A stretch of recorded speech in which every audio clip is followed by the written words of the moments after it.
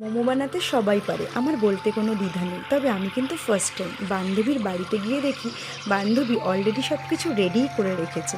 প্রথমে ময়দাটাকে ভালো করে মেখে রাখতে হবে, দেন মাংসের জল ঝরিয়ে নিয়ে মাংসটাকে মিক্সিতে পেস্ট করে নিতে হবে। তার মধ্যে পেঁয়াজ কুচি, রসুন কুচি, আদা কুচি, লঙ্কা কুচি, গোলমরিচের গুঁড়ো, সাথে সোয়া সস, বাটার আর নুন ধনে পাতা তো অবশ্যই ভালো করে দিয়ে মিক্সড করে নিতে হবে। দেন মেখে রাখা ময়দার ছোট ছোট করে নেচি বানিয়ে নিতে হবে, পাতলা পাতলা করে বেলে তার মধ্যে চিকেনের স্টাফিং ভরে ভরে দিতে হবে। তারপরে সুন্দর একটা মোমোর শেপ দিতে হবে। তারপরে এই যে গরম জল বসিয়ে নেওয়া হয়েছে, এর মধ্যে অয়েল ব্রাশ করে সুন্দর করে বানিয়ে রাখা মোমোগুলোকে দিয়ে দিলাম। তারপর কিছুক্ষণের জন্য 15 মিনিটের জন্য ছেড়ে দিলাম স্টিম হওয়ার জন্য। তার সাথে সাথে একটা চাটনি বানিয়ে নেওয়া হয়েছিল, টমেটো পুড়িয়ে